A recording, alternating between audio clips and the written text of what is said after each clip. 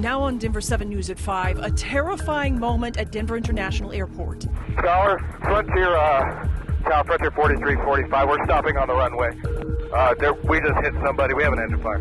A Frontier flight striking and killing a person running onto the runway during takeoff. There was an individual walking across the runway. We've got smoke in the aircraft. We're going to evacuate on the runway. A dozen passengers injured during the emergency. All of a sudden, there was this huge bang, the cabin filled with smoke. We're hearing from passengers on board that flight and digging into how this all happened. A shocking scene at DIA overnight. Officials say a person jumped a perimeter fence and minutes later they were hit by a Frontier Airlines plane with more than 200 people on board. That person was killed during the collision. It's good to have you with us here tonight. I'm Jacqueline Allen. Passengers were forced to evacuate on the runway. 12 people reporting minor injuries, 5 going to the hospital. And now multiple agencies are investigating how this happened. So Denver 7's Maggie Wolanski is live right now at DIA. You heard from several passengers, Maggie, about a very chaotic scene. Jacqueline, these passengers were on little to no sleep, still processing what happened. And they told me this flight was delayed already because a passenger had a seizure on board. So already this was a very unusual start to the flight. Yeah, I haven't unpacked my bag yet. Levi Lynn. The bag was under the seat in front of me, and I wish I had it because I got my camera gear in here. A camera? The old High 8 camera. Meant to capture his trip to California. No, this is the wildest story probably I'll ever have, especially when it comes to flying.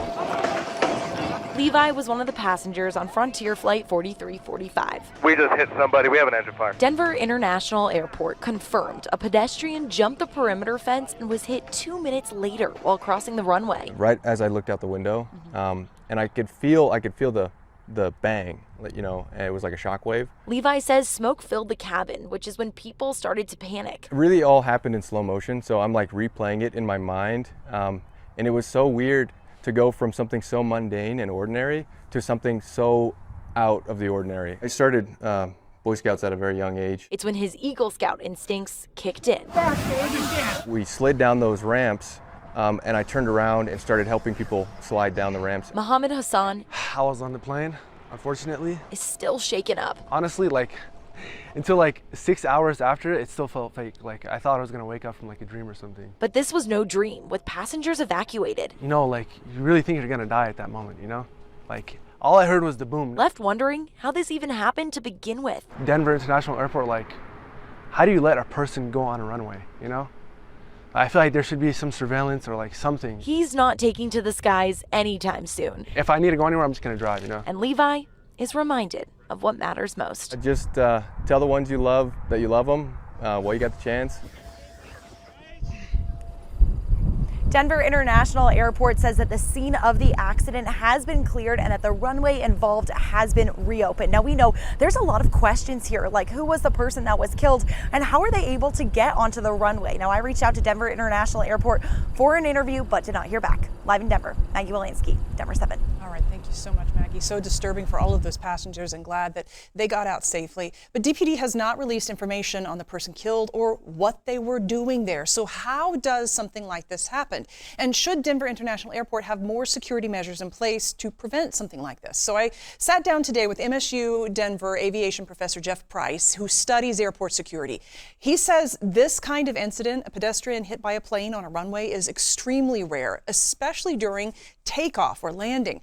He says airport fencing is designed to slow someone down rather than completely stop them and give security time to respond. So while breaches sometimes happen, they are often related to intoxication or mental health issues. What do we learn from this? Really, it's kind of a harsh truth, but there's always going to be gaps in our system. They have to be there in some cases simply for the system to operate. And every so often, someone slips through one of those gaps.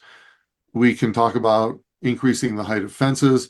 We can talk about complex perimeter intrusion. We can talk about guard towers. We can talk about putting an airport into a prison type environment. But prisons aren't designed to handle hundreds of thousands of people every single day, walking in one door and walking back out the other and getting on an airplane and vice versa. So in and of itself, an airport is a transportation facility which is incredibly hard to secure. And Price tells me because breaches like this are so rare, perimeter security doesn't always get major funding attention. So one question now is whether the current TSA standards for airport fencing and detection systems will still be considered enough.